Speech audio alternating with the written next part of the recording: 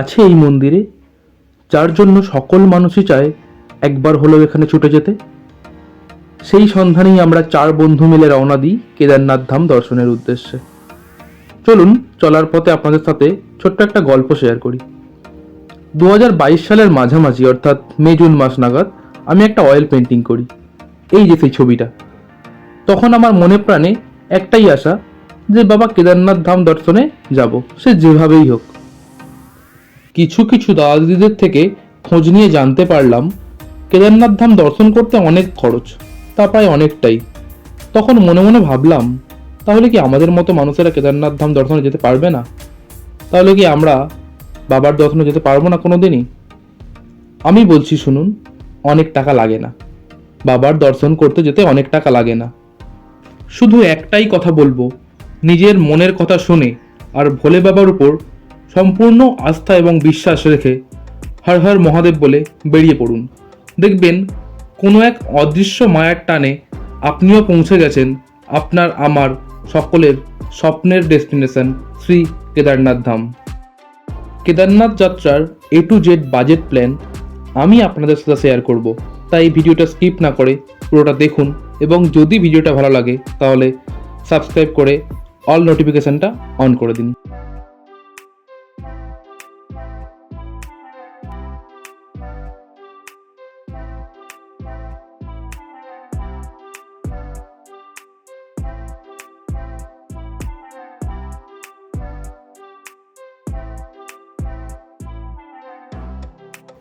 Train ছাড়বার 1 ঘন্টা আগে আমরা পৌঁছে গিয়েছিলাম হাওড়া স্টেশনে। হাওড়া থেকে হরিদ্বার পর্যন্ত উপাসনা এক্সপ্রেসের স্লিপার ক্লাসের টিকিট মূল্য ছিল 665 টাকা।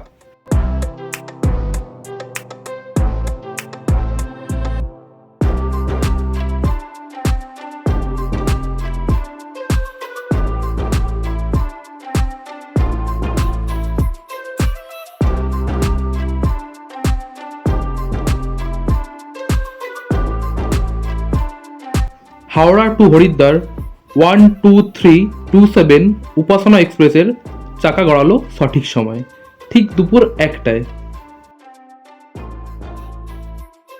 হ্যালো গাইস, আমরা সবাই মিলে কেদারনাথের উদ্দেশ্যে রওনা দিলাম হাওড়া উপাসনা এক্সপ্রেস ধরে ঠিক দুপুর 1টা বেজে হাওড়া স্টেশন থেকে। আমার সঙ্গে আমার আরও 3 জন বন্ধু আছে। একজন হলো বিক্রম। বিক্রম, হাই করে দাও। আর হচ্ছে রত্নদীপ দাদা। সজল, প্লিজ হাই। হর হর মহাদেব।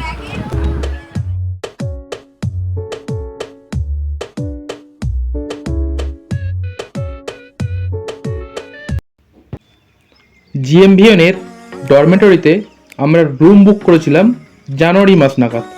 তখন আমাদের পার হেড খরচ পড়েছিল 450 টাকা করে। এখন সেই টাকাটা বেড়ে হয়ে গেছে 500 টাকা।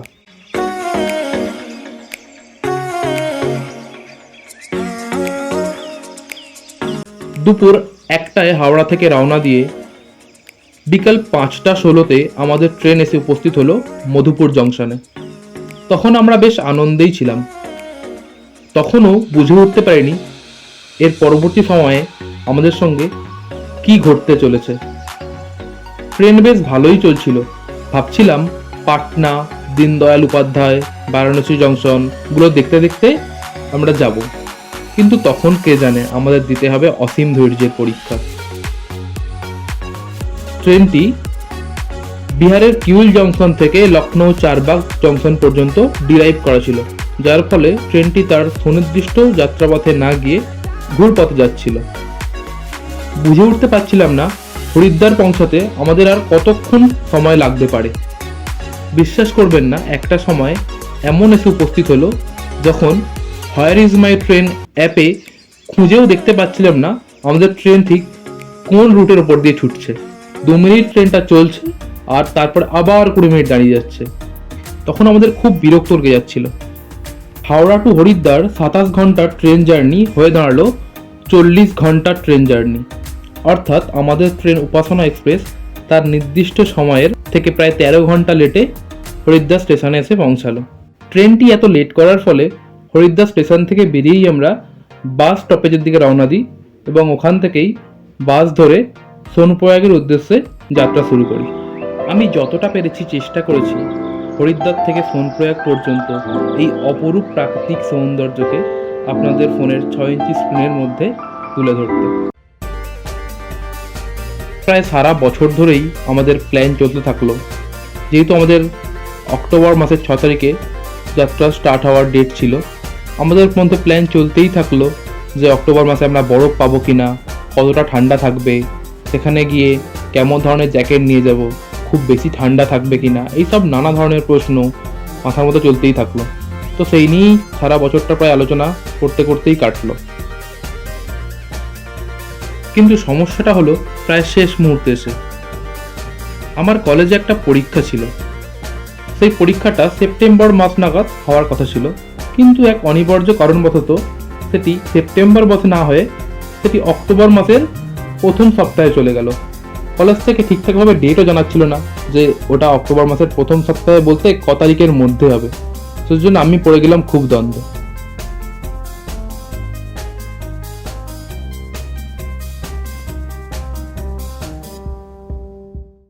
তখন থেকে মনে প্রাণে ঠাকুরকে ডাকতে লাগলাম আর বললাম মনে মনে যে আমি তো এত করে তোমাকে ডেকেছি ভগবান, তার সত্ত্বেও কি তুমি আমার থেকে মুখ ফিরিয়ে নেবে?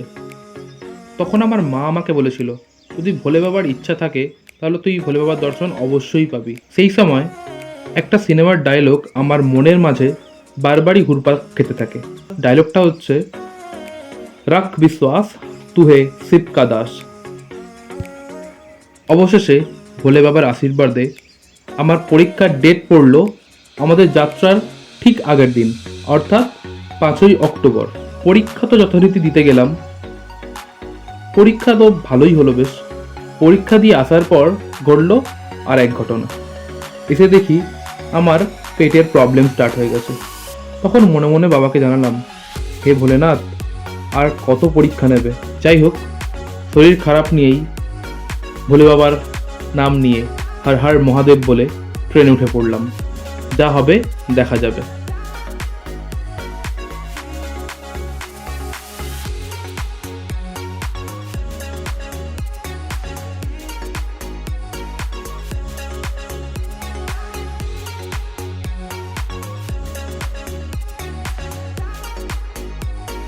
নীল জলের এই পাহাড়ি নদী, নিস্তব্ধ এই বনানী, মাঝে মাঝে ঝিঝি পোকার ডাক আমাকে আচ্ছন্ন করে ফেলেছিল। এই প্রাকৃতিক মুগ্ধতা মনে হচ্ছিল এক অনাবিল শান্তি বিরাজ করছে এই স্থানগুলিতে।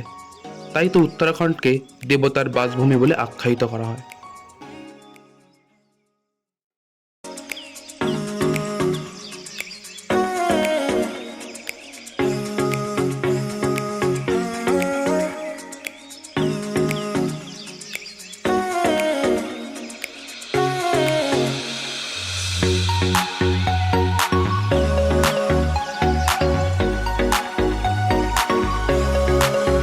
দেখতে দেখতে আমরা পৌঁছে গেলাম রুদ্রপ্রয়াগ, যেটি অলকানন্দা ও মন্দাকিনী নদীর সঙ্গমস্থল। এই দুই নদীর মিলিত রূপী মা গঙ্গা।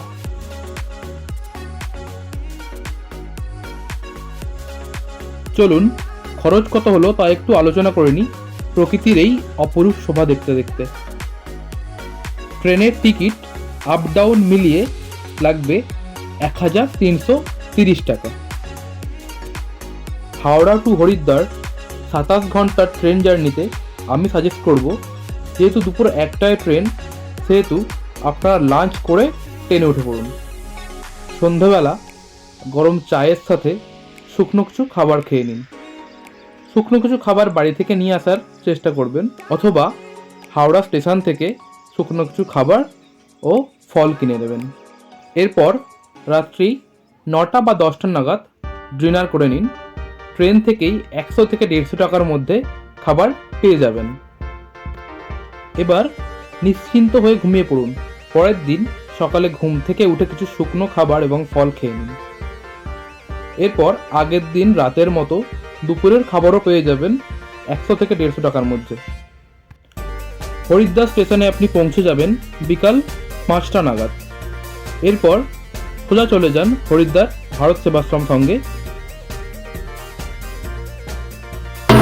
এখন আমরা চলে এসেছি সীতাপুর। এগুলো সীতাপুরে নেমেছি, নামার পর হাঁটছি। সীতাপুর থেকে হাঁটতে শুরু করে দিয়েছি। আমাদের পাশাপাশি আরও যারা ট্রাভেলার এসছে তারা হাঁটছে। ঠিক আছে, সীতাপুর থেকে প্রায় ওই 10-15 মিনিট হাঁটলে আমরা পৌঁছে যাব সোনপুরা। ওখান থেকে আমরা গাড়ি ধরে গৌরীকুণ্ডের দিকে যাত্রা দেবো।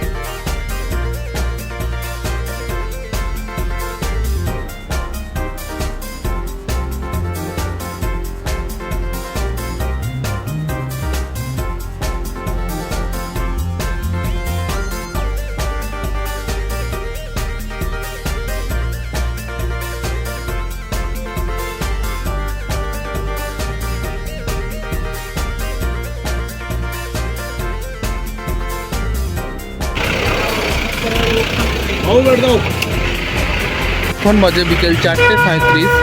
আমরা এখন সোনপুর এক থেকে গৌরীকুণ্ডের উদ্দেশ্যে রওনা দিলাম।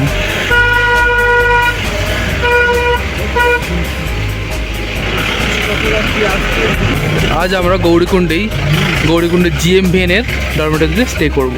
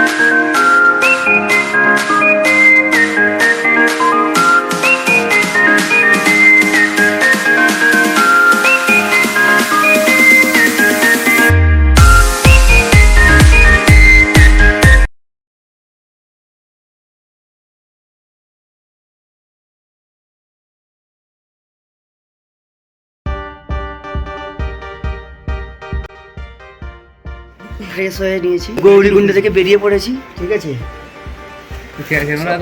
রুমের মধ্যে আছি। কেদারনাথের উদ্দেশ্যে বেরোচ্ছি আমরা সবাই। হর হর মহাদেব, হর হর মহাদেব। তাহলে লেটস গো, যাওয়া যাক, চলো। আমরা বেরোলাম প্রায় 4:37।